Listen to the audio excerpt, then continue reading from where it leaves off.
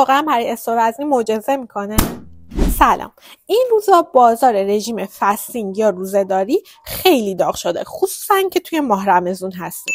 بیاین با هم دیگه تحت این رژیم رو در بیاریم، ببینیم که اصلا آیا ما شرایط گرفتنش رو داریم یا اینکه چه فوایدی و چه ضراراتی داره و آیا اونطوری که میگن معجزه میکنه برامون یا نه.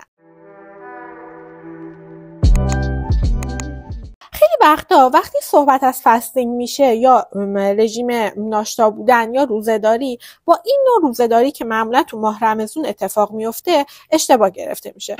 اما باید بدونیم که اینا با هم تفاوت‌هایی دارن. مثلا در رژیم فاستینگ فرد حالا توی ساعت‌هایی که فست هستش میتونه آب و مایعات و حالا یک سری ترکیبات دیگر رو استفاده کنه، اما در روزه‌داری مطلقاً ممنوعه.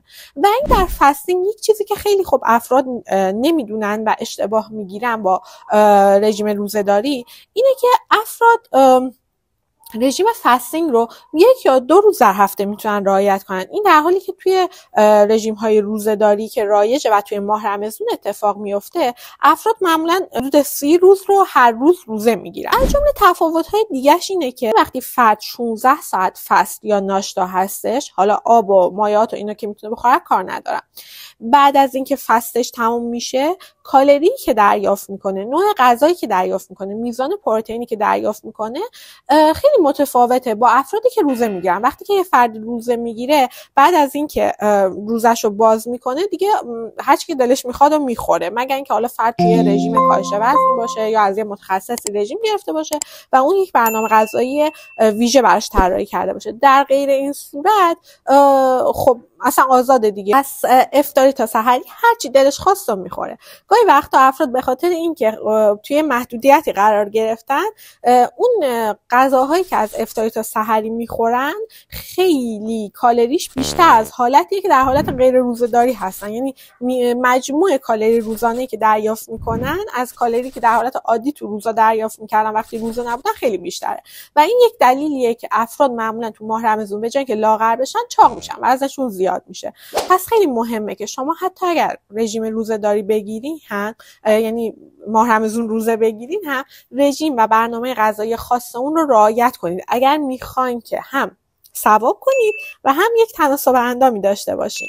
پس فاستینگ شد یک نوع سبک غذایی که فرد میتونه 16 ساعت، 12 ساعت، 8 ساعت، حالا بر اساس اینکه اون کارشناس یا متخصص تغذیه‌ای که رژیم رو براش تنظیم میکنه چقدر تشخیص میده با توجه به شرایط بدنی اون فرد فست باشه و بعد از اون هم فرد حالا کالری که دریافت میکنه، میزان پروتئین یا مکمل هایی که دریافت میکنه دیگه براش تخمین زده میشه و براش تعیین میشه و بر این اساسه.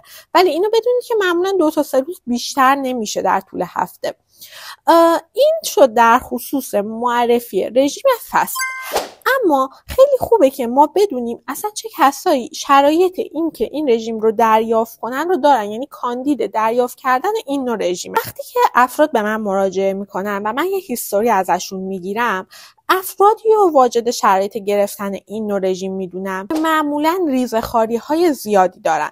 یعنی فرد نمیتونه ریزه‌خواریش رو کنترل کنه، حتی با وجود اینکه میاد یک برنامه غذایی از من میگیره یا داره مثلا حرفه‌ای ورزش میکنه، باشگاه میره، پیاده روی میره، هم هوازی انجام میده، ولی باز هم نمیتونه جلوی ریزه‌خواریش رو بگیره و این عادت ریزه‌خواری رو داره.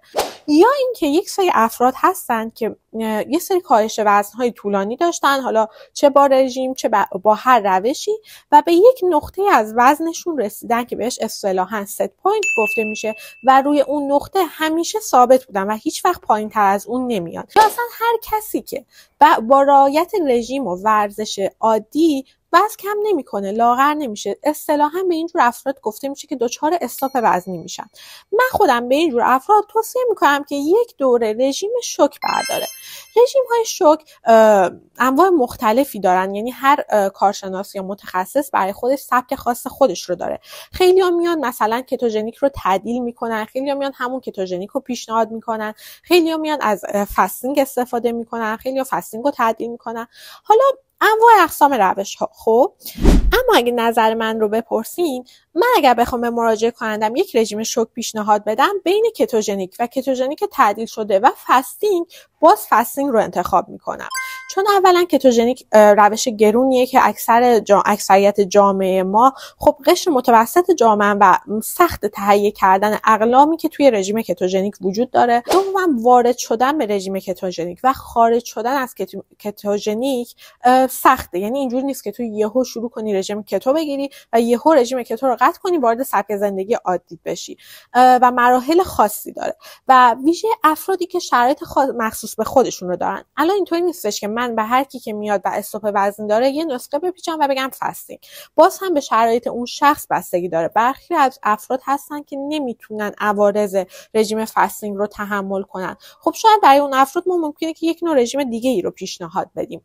اگه این ویدیو رو تا اینجا دوست داشتی و برات کاربردی بود حتما کانال رو سابسکرایب کن و ویدیو رو لایک کن تا ازم حمایت کنی که براتون محتواهای بیشتری رو در خصوص اینجور رژیم‌ها و سبک زندگی درست کنم و بتونم بهتون کمک کنم و براتون مفید باشم. گفتم رژیم فستینگ رو پیشنهاد میدم به افراد و ترجیح میدمش به رژیم‌های دیگه به خاطر فوایدی که داره. حالا اون فواید چی ان؟ ببینید رژیم فستینگ میتونه هورمون رشد رو تا 5 برابر زیاد کنه.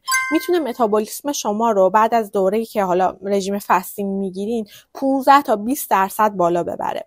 شما فکر کنید که وقتی که ما روزه نیستیم، ناشتا نیستیم، بدن ما همواره داره هر 2 ساعت 3 ساعت یک بار گوارش انجام میده و وقتی که شما میرین توی یک رژیم فستینگ و ناشتا بودن خب اون تمرکز بدن و اون خونرسانی به دستگاه گوارش کمتر میشه و در واقع انگار بدن وقت میکنه که به بقیه ارگان ها هم رسیدگی کنه. یک جورایی میتونه روی سلول های عصبیتون خیلی تاثیرگذار باشه. میتونه خیلی از عادت های شما رو بهتر کنه. خیلی روی اراده شما تاثیرگذار باشه که شما بتونید در یک رژیم کاهش وزن باقی بمونید. پس این شد فواید رژیم فستینگ که خیلی بیشتر از اینه. حالا نمیخوام تایم این ویدیو طولانی بشه. اما همونطور که قبلتر اشاره کردم گفتم ما نمیتونیم بر همه نسخه فستینگ رو بپیچیم. چرا؟ چون یه سری عوارض داره. مثلا چی؟ مثلا یکی از عوارضش اینه که در اوایل رعایت کردن رژیم فستینگ ممکنه فرد نوسانات قند خون رو تجربه کنه، دچار افت قند خون بشه و میدونیم که افرادی که مثلا سردرد دارن، میگرن دارن، خب این سری افراد نباید دچار افت قند خون بشن، نباید دچار نوسان قند خون بشن چون اون سردرداشون تشدید میشه. یا مثلا دیابتی ها نباید افت قند خون داشته باشن، نوسان قند خون داشته باشن، پس برای اونا هم ممنوعه. یا مثلا یه سری از افراد هستن که بیماری های دستگاه عصبی دارن، مثلا سر دارن یا مثلا همون میگرنی که بهتون اشاره کردم، یا افرادی که مثلا توی بارداری هستن، شیردهی انجام میدن و نوجوانان و جوانان زیر 18 سال نباید این رژیم رو رعایت کنن. پس این شد از این که چه افرادی بهتره که این رژیم رو نگیرن و در مورد این که چه افرادی میتونن این رژیم رو بگیرن هم قبلتر بهتون گفتم. حالا سوال پیش میاد من جز اون افرادی هم که رژیم فستینگ رو میتونم بگیرم و تصمیمم دارم که این رژیم رو شروع کنم، تا کی باید ادامه بدم و تا کی ادامه دادنش میتونه روی من تاثیر مثبت بذاره؟ ببینید مطالعات نشون دادن که شما اگر 2 ماه همین رژیم فستینگ رو ادامه بدین، بعد از اون اگر باز هم بخواین ادامه بدین، کاهش وزنی که برای شما ایجاد میکنه دقیقاً مشابه کاهش وزنیه که یک رژیم عادی مثلا برای شما ایجاد میکنه. مثلا یک رژیم کاهش وزن عادی در واقع وقتی که 2 ماه طول میکشه، چه فستینگ چه کتوژنیک یا هر روشی که دیگه‌ای که شما برای لاغر شدن انتخاب میکنید، بدن شما میاد به اون روش عادت میکنه و سازگار میشه و تاثیرش میشه مشابه روش‌های عادی دیگه‌ای که مثلا فرد امتحان میکنه. برای همین بهتره که بیشتر از 2 ماه انجام ندید. خب یه سوال دیگه که پیش میاد اینه که آیا این رژیم فستینگ چقدر کاهش وزن ایجاد میکنه؟ ببینید در افراد مختلف با ژنتیک های مختلف، با سبک زندگی مختلف و نوع رعایتی که اون رژیم رو میکنن متفاوته.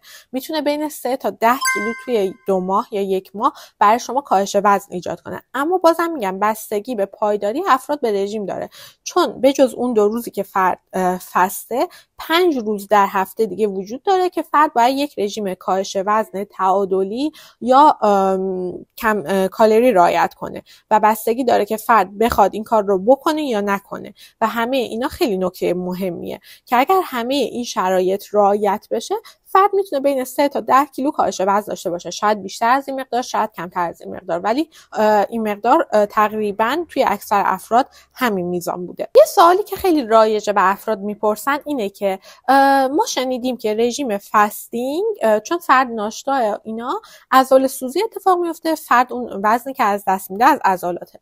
ببین آره، اگه تو بخوای رژیم فاستینگ رو سر خود بگیری بر اساس این چیزایی که حالا تو اینترنت و اینستاگرام و این بر اون ور میبینی، واسه خودت بخوای یه چیزایی رو با هم جمع و جور کنی و رعایت کنی، آره. اما بهت گفتم همون اول ویدیو که اگر شما رژیم رو از یک متخصص یا کارشناس بگیری، اون میاد پروتئین و کالری تو رو تخمین میزنه. شما اصلا پروتئینی که توی روز فست دریافت میکنی خیلی متفاوته با روز عادی که میخوای حالا رژیم فست نداشته باشی و همین عاملی هستش که نمیذاره شما عضلاتت از دست بدی. از طرفی شما وقتی پیش یک کارشناس یا متخصص رژیم میگیری، یکی از اصلی ترین چیزایی که به شما میگه اینه که حتما ورزش رو انجام بده، هم قدرتی و هم هوازی. وقتی که شما ورزش قدرتی انجام میدی و اون پروتئینت هم تنظیم شده باشه، حالا بر اساس نیاز بدنت یه سری مکمل‌ها رو قرار بده، شما اصلا دچار عضله سوزی نمیشی. حالا بحث مکمل‌ها که پیش اومد، شاید برای خیلیاتون سوال باشه که چه مکملایی رو خوبه ما توی دوره فصل یا اصلا ما روزه‌دار هستیم میخوایم ببینیم که چه بدنمون چه کمبودی داره که چه مکملی استفاده کنیم. ببینید برای تشخیص کمبوداتون اولا که باید آزمایش بدید. مثلا خیلی از مردم ایران کمبود ویتامین دی دارن، اما اینطوری نیستش که همه بخوان ویتامین دی رو هر 2 هفته یک بار یا هر ماهی یک بار بخورن و واقعا بستگی به این داره که سطح آزمایش خونتون چطور باشه. اما به طور کلی من برای افرادی که پیشم مراجعه میکنم با توجه به شرایط زندگیشون، نوع تغذیه‌ای که رعایت میکنن، مثلا اون نوع غلاتی که مصرف میکنن، نوع لبنیاتی که مصرف میکنن، ممکنه مکمل مولتی ویتامین، ویتامین C، منیزیم و ویتامین دی رو قرار بدم و حتی پروبیوتیک ها رو قرار بدم و بازم میگم بستگی به سبک زندگی اون فرد و حالا اون شرایطی داره که توی بدن اون فرد داره اتفاق میفته و ما نمیتونیم برای همه یک نسخه رو بپیچیم بگیم همه برن از فردا حالا روزه دارن یا فاستینگ رو رعایت میکنن همه برن مولتی ویتامین بخورن، همه برن امگا 3 بخورن. این کار اشتباهیه، چون اصلا مطالعات نشون داده که افرادی که میان واسه خودشون سرخود مولتی ویتامین میخورن یا یه سری آمپولای ویتامین B کمپلکس و اینا تزریق میکنن، نرخ سرطان توی این افراد بیشتر بوده نسبت به افرادی که حالا نمیخوردن یا حالا بر اساس نسخه و تجویز پزشک میخوردن.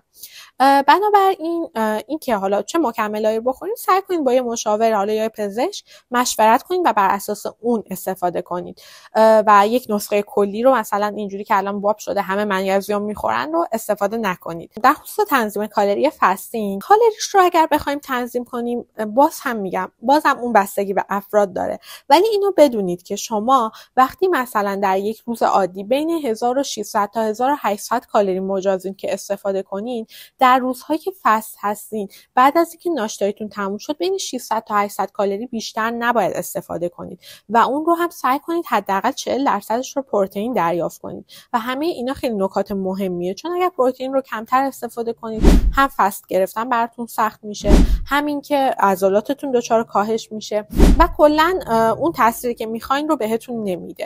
پس سعی کنید تنظیم این برنامه رو بسپارین به یک کارشناس یا متخصص و این رژیمایی که حالا مثلا آماده هستن توی اینستاگرام اینا رو سعی کنید که برای خودتون استفاده نکنید سر خود.